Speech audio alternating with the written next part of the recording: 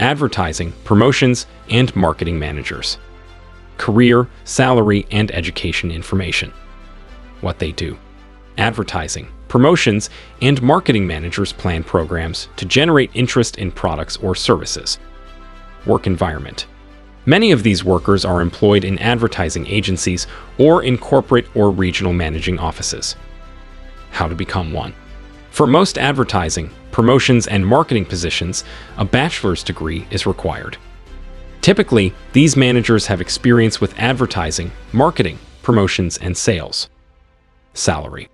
The median annual wage for advertising and promotions managers is $125,510. The median annual wage for marketing managers is $136,850. Job outlook. Overall employment of advertising, promotions, and marketing managers is projected to increase by 6% in the next decade, which is higher than the average for all businesses. Advertising, promotions, and marketing campaigns are still essential for organizations to maintain and grow their market share. Thanks for watching.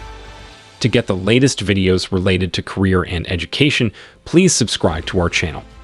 If you like this video, kindly share this with your friends and family. Don't forget to hit the like button. If you have any queries, please comment in the comments section.